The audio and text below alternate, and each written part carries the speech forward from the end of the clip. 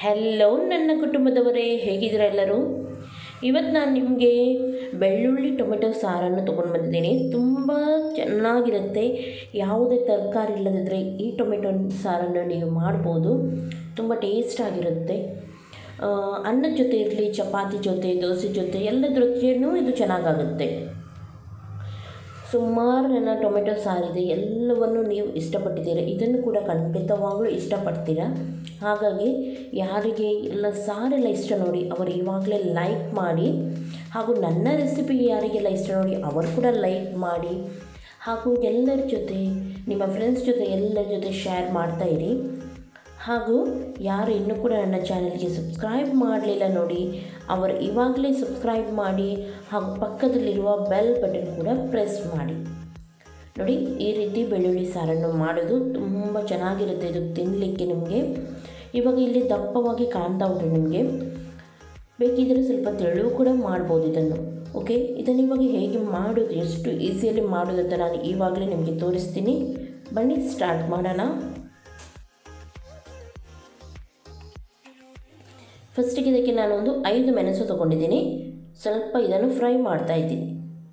ಆಮೇಲೆ ಒಂದು ದೊಡ್ಡ ಸ್ಪೂನಷ್ಟು ಕೊತ್ತಂಬರಿ ಸ್ವಲ್ಪ ಜಾಸ್ತಿ, ದೊಡ್ಡ ಸ್ಪೂನಷ್ಟು ಕೊತ್ತಂಬರಿ. ಆಮೇಲೆ ಸ್ವಲ್ಪ ಒಂದು ಅರ್ಧ ಸ್ಪೂನಷ್ಟು ಜೀರಿಗೆ, ಮತ್ತೊಂದು 1/4 ಸ್ಪೂನಷ್ಟು ಮೆಂತೆ ಸ್ವಲ್ಪ ಫ್ರೈ ಮಾಡಿದನು. ಆಮೇಲೆ ನಾನು ಇದಕ್ಕೆ ಪುಟಾಣಿ ಕಡಲೆ ಹಾಕಿದ್ದೀನಿ, ಒಂದು ಅರ್ಧ ಸ್ಪೂನಷ್ಟು. ನೀವು ಬೇಕಿದ್ದರೆ ಕಡಲೆಬೇಳೆ ಇದ್ದರೆ ಕಡಲೆಬೇಳೆ ಕೂಡ ಹಾಕ್ಬೋದು. ನಾನಿಲ್ಲಿ ಹುರ್ಕಡಲೆ ಸಿಗುತ್ತೆ ನೋಡಿ, ಅದರ ಇದನ್ನು ಹಾಕಿದ್ದೀನಿ. ಸ್ವಲ್ಪ ಹೊತ್ತು ಫ್ರೈ ಮಾಡಿದ್ದನ್ನು, ಸ್ವಲ್ಪ ಕಲರ್ ಚೇಂಜ್ ಆಗಲಿದ್ರದ್ದು. ಓಕೆ, ಸ್ವಲ್ಪ ಹೊತ್ತು ಫ್ರೈ ಮಾಡಿ ಆದಮೇಲೆ ಇದಕ್ಕೀಗ ಒಂದು ಸ್ವಲ್ಪ ತೆಂಗಿನಕಾಯಿ ಹಾಕ್ತಾಯಿದ್ದೀನಿ. ನೋಡ್ತಾ ಇದ್ರಲ್ಲ, ಸ್ವಲ್ಪ ಒಂದು ಅರ್ಧ ಸ್ಪೂನಷ್ಟು ಅಂತ ಹೇಳ್ಬೋದು. ಇದು ಆಪ್ಷನಲ್, ನೀವು ಬೇಕಿದ್ರೆ ತೆಂಗಿನಕಾಯಿ ಹಾಕ್ಬೋದು, ಇಲ್ಲದಿದ್ರೆ ಪರವಾಗಿಲ್ಲ, ಏನು ಹಾಕಲೇಬೇಕಂತ ಏನಿಲ್ಲ. ಟೇಸ್ಟ್ ಚೆನ್ನಾಗೇ ಬರುತ್ತೆ ಇದ್ರದ್ದು. ಸ್ವಲ್ಪ ಕಲರ್ ಚೇಂಜ್ ಆಗೋವರೆಗೂ ಫ್ರೈ ಮಾಡಿದನು. ಓಕೆ, ಇವಾಗ ಇದನ್ನು ತಣ್ಣಗಾಗಲಿಕ್ಕೆ ಇಡೋಣ. ಅಷ್ಟು ತನಕ ಒಂದು ಕಡಾಯಿಯಲ್ಲಿ ನಾನು ಎಣ್ಣೆಯನ್ನು ತೊಗೊಂಡಿದ್ದೀನಿ. ನೋಡಿದ್ರಲ್ಲ, 3/4 ಸ್ಪೂನಷ್ಟು ಎಣ್ಣೆಯನ್ನು ಹಾಕಿದ್ದೀನಿ. ಆಮೇಲೆ ಇದಕ್ಕೆ ನಾನು ನೀರುಳ್ಳಿ ಹಾಕ್ತಾಯಿದ್ದೀನಿ. ಒಂದು ನೀರುಳ್ಳಿ, ಸ್ವಲ್ಪ ಮೀಡಿಯಮ್ ಸೈಜ್ ನೀರುಳ್ಳಿಯನ್ನು ಸಣ್ಣದಾಗಿ ಕಟ್ ಮಾಡಿ ಒಂದು ನೀರುಳ್ಳಿಯನ್ನು ನಾನಿಲ್ಲಿ ಯೂಸ್ ಮಾಡಿದ್ದೀನಿ. ಚೆನ್ನಾಗಿ ಇದನ್ನು ಫ್ರೈ ಮಾಡಿ. ಇವಾಗ ಇದಕ್ಕೆ ಏನು ಮಾಡಬೇಕಂದ್ರೆ ಮೇಯ್ನಾಗಿ ನೋಡಿ, ನಾವು ಬೆಳ್ಳುಳ್ಳಿಯನ್ನು ಹಾಕಲಿಕ್ಕುಂಟು. ಬೆಳ್ಳುಳ್ಳಿಯನ್ನು ನಾನು 1 ಕಪ್ಪಷ್ಟು ಬೆಳ್ಳುಳ್ಳಿ ತೊಗೊಂಡಿದ್ದೀನಿ, ಅದನ್ನೇ ಹಾಕಿದ್ದೀನಿ. ಸಿಪ್ಪೆನೆಲ್ಲ ತೆಗೆದು ಹಾಕಿದ್ದೀನಿ. ಚೆನ್ನಾಗಿ ಇದನ್ನು ಫ್ರೈ ಆಗಲಿಕ್ಕುಂಟು, ಒಳ್ಳೆ ಕೆಂಪಾಗಲಿಕ್ಕುಂಟಿದ್ದು. ಅಷ್ಟರವರೆಗೆ ಇದು ಫ್ರೈ ಆಗಲಿ. ಅಷ್ಟು ತನಕ ನಾವು ಏನು ಮಾಡೋಣ ಅಂದರೆ ಮಸಾಲೆ ಮಾಡಿದ್ವಿ ನೋಡಿ, ಅದನ್ನು ನೈಸಾಗಿ ಗ್ರೈಂಡ್ ಮಾಡೋಣ. ಬೇಕಿದ್ರೆ ಇದಕ್ಕೆ ನೀವು ಪೆಪ್ಪರನ್ನು ಕೂಡ ಸೇರಿಸ್ಬೋದು. ಓಕೆ, ಇದು ಫ್ರೈ ಆಗಿದೆ, ಸ್ವಲ್ಪ ಫ್ರೈ ಆಗಿದೆ. ಇವಾಗ ಕಲರ್ ಸ್ವಲ್ಪ ಚೇಂಜ್ ಆಗಿದೆ. ಇವಾಗ ಇದಕ್ಕೆ ನಾವು ಕರಿಬೇವು ಸೊಪ್ಪನ್ನು ಹಾಕೋಣ. ಇನ್ನೂ ಕೂಡ ಇದು ಸ್ವಲ್ಪ ಕಲರ್ ಚೇಂಜ್ ಆಗಲಿಕ್ಕುಂಟು, ಸ್ವಲ್ಪ ಕೆಂಪು ಬರಲಿ. ಅಷ್ಟರವರೆಗೆ ಸ್ವಲ್ಪ ಹೊತ್ತು ಫ್ರೈ ಮಾಡಿದನು.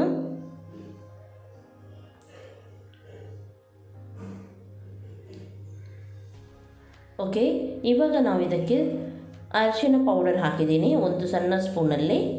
ಆಮೇಲೆ ಗ್ರೈಂಡ್ ಮಾಡಿದ ಮಸಾಲ ಇತ್ತು ನೋಡಿ, ಅದನ್ನು ಕೂಡ ಇದಕ್ಕೆ ಹಾಕಿ. ಎಲ್ಲವನ್ನು ಹಾಕಿ ಚೆನ್ನಾಗಿ ಇದನ್ನು ಮಿಕ್ಸ್ ಮಾಡಿ. ನೀರೆಲ್ಲ ಏನು ಹಾಕಿಬಿಟ್ಟು ಎಲ್ಲ ಮಸಾಲವನ್ನು ಕರೆಕ್ಟಾಗಿ ಹಾಕಿ ಇದನ್ನು ಮಿಕ್ಸ್ ಮಾಡಿ. ಎಣ್ಣೆಲ್ಲೇ ಸ್ವಲ್ಪ ಹೊತ್ತು ಮಿಕ್ಸ್ ಮಾಡಿದನು.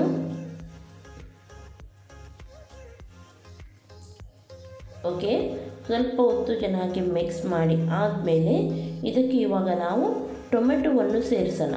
ಟೊಮೆಟೊ ನಾನಿಲ್ಲಿ 2 ಟೊಮೆಟೊವನ್ನು ತೊಗೊಂಡಿದ್ದೀನಿ, ಅದನ್ನು ಹಾಕ್ತಾಯಿದ್ದೀನಿ ಇದಕ್ಕೆ. ಟೊಮೆಟೊ ಬೇಕಿದ್ದರೆ ನೀವು ಸ್ವಲ್ಪ ಗ್ರೈಂಡ್ ಮಾಡಿ ಬೇಕಿದ್ದರೆ ಹಾಕ್ಬೋದು, ಅಥವಾ ಈ ರೀತಿ ಕಟ್ ಮಾಡಿ ಬೇಕಿದ್ದರೂ ಹಾಕ್ಬೋದು. ಚೆನ್ನಾಗಿ ಮಿಕ್ಸ್ ಮಾಡಿದನು. ಇವಾಗ ಇದಕ್ಕೆ ರುಚಿಗೆ ತಕ್ಕಷ್ಟು ಉಪ್ಪನ್ನು ಹಾಕಿ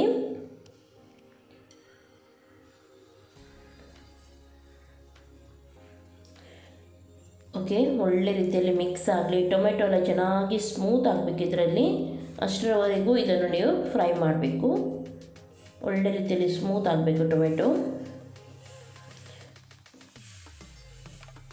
ಓಕೆ, ನೋಡ್ತಾ ಇದ್ದೀರಲ್ಲ ಸ್ಮೂತಾಗಿ ಬರ್ತಾ ಉಂಟು ನೋಡಿ. ಇವಾಗ ನಾನು ಇದಕ್ಕೆ ಒಂದು ಅರ್ಧ ಕಪ್ಪಷ್ಟು ಹುಳಿ ನೀರನ್ನು ಸೇರಿಸ್ತಾ ಇದ್ದೀನಿ.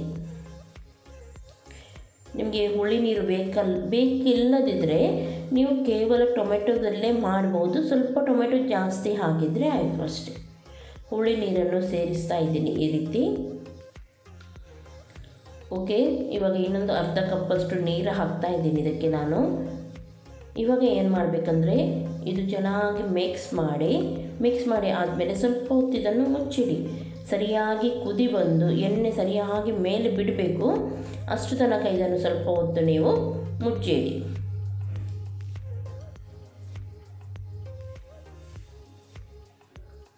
ಓಕೆ ನೋಡಿ, ಕುದಿ ಬಂದಿದೆ, ಎಣ್ಣೆ ಸರಿಯಾಗಿ ಮೇಲೆ ಬಿಟ್ಟಿದೆ ನೋಡ್ಬೋದು ನೀವು. ಇಷ್ಟು ಕುದಿ ಬಂದರೆ ಸಾಕು ಇದಕ್ಕೆ. ಇನ್ನು ಇದು ಕೆಳಗಿಡುವಾಗ ಇನ್ನೂ ಕೂಡ ದಪ್ಪ ಆಗುತ್ತೆ. ಹಾಗಾಗಿ ನೋಡಿ, ಈಗ ಇದನ್ನು ಮಿಕ್ಸ್ ಮಾಡೋಣ.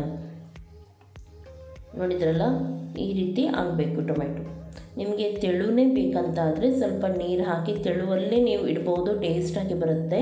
ಆದರೆ ಈ ರೀತಿ ಗೊಜ್ಜು ರೀತಿ ಬೇಕಂತ ಆದರೆ, ನೋಡ್ತಾ ಇದ್ದೀರಲ್ಲ, ಗೊಜ್ಜು ರೀತಿ ಬೇಕಂತ ಆದರೆ ನೀವು ಇಷ್ಟರಲ್ಲೇ ಇದನ್ನು ಸ್ಟಾಪ್ ಮಾಡ್ಬೋದು. ಇದಕ್ಕೀಗ ಲಾಸ್ಟಿಗೆ ಕೊತ್ತಂಬರಿ ಸೊಪ್ಪನ್ನು ಹಾಕಿ ಚೆನ್ನಾಗಿ ಮಿಕ್ಸ್ ಮಾಡಿ ಗ್ಯಾಸನ್ನು ಆಫ್ ಮಾಡಿದರೆ ಆಯಿತು.